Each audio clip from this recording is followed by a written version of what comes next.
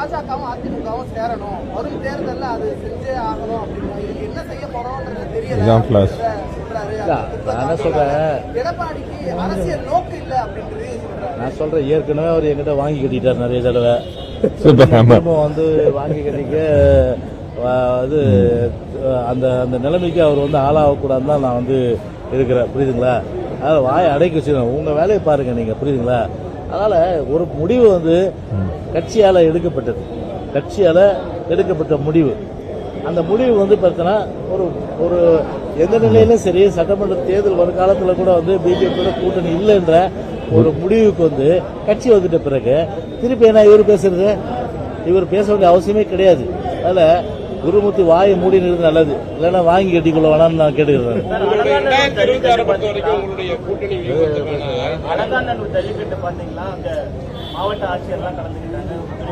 அதிமுக தொண்டர்கள் ஜல்லிக்கட்டு காளைகள் தான், காங்கையின் காளைகள் எல்லாமே, புரியுதுங்களா? அதாவது வீரத்தோட இருக்கிறவங்க என்னன்னா ஒரு பெரிய அளவுக்கு ஒரு ஜல்லிக்கட்டு காளைகள் வந்து பொதுவாக இந்த பொங்கல் பண்டிகை முன்னிட்டு ஒரு ட்ரெண்ட் ஆகும். ஆனால் இன்னைக்கு ஒரு தேவையில்லாமல் ஒரு விஷயம் ட்ரெண்ட் ஆகிட்டு தான் இன்னைக்கு வருத்தப்படக்கூடிய ஒரு விஷயம். அதுவும் பார்த்தீங்கன்னா ஒரு ஐஏஎஸ் இந்திய ஆட்சிப்பணி அதிகாரி, அந்த ஆட்சிப்பணி அதிகாரி வந்து ஒரு நிற்கிற நிலைமையும், ஒரு ஸ்டாலினுடைய அருமை மைந்தனாக இருக்கின்ற உதயநிதி, அவருடைய அருமை மைந்தனாக இருக்கின்ற இன்பநிதி, அந்த அருமை மைந்தன் ஸ்டாலினும் அது உதயநிதி இன்பநிதியும் ரெண்டு பேரும் அவங்களோட இருக்க ஃப்ரெண்ட்ஸும் உட்காரணுன்றதுக்காக இப்படி கலெக்டரை நிற்க வைக்கிறது நியாயமா? இந்த மாதிரி சங்கீதா கலெக்டரை பொறுத்தவரை பேட்டி கொடுத்தாங்க, அவங்க என்ன எதிர்த்தா கொடுப்பாங்க சொல்லுங்க? ஏற்று கொடுத்தா அடுத்தது பார்த்து அந்த இது ட்ரெஷரி டிபார்ட்மெண்ட்ல தான் இருப்பாங்க. அவங்க இதில் ஆர்சி டிபார்ட்மெண்ட் ஒன்று இருக்கு இல்லையா, கலெக்டரை தூக்கிடுவாங்க,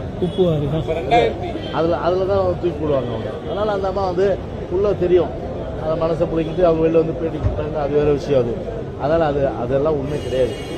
தமிழ்நாட்டை பொறுத்தவரை உலகம் முழுவதும் பார்த்தாங்க எந்த லெவலுக்கு வந்து ஒரு இடியமீனுடைய ஒரு மன்னராட்சியினுடைய சர்வாதிகாரம், இடியமீனுடைய மன்னராட்சியுடைய சர்வாதிகாரம் தலை தூக்கி இருக்கு எல்லா இடங்களிலும் இருக்கு. அதுவும் ஒரு சாட்சி. இது அந்த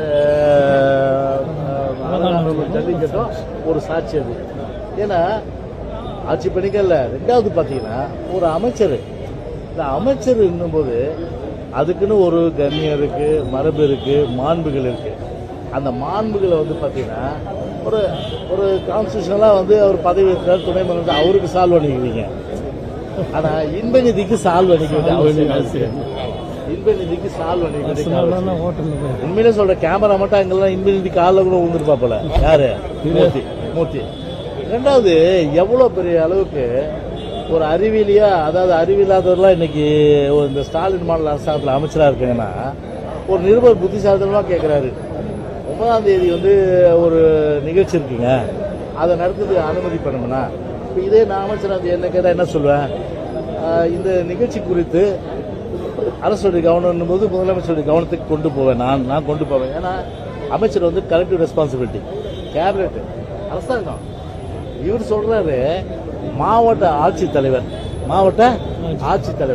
அவர்கிட்ட நாங்கள் ரெப்ரசன்டேஷன் கொடுத்துட்டோம், அவங்க வந்து அரசின் கவனத்துக்கு கொண்டு வருவாங்க.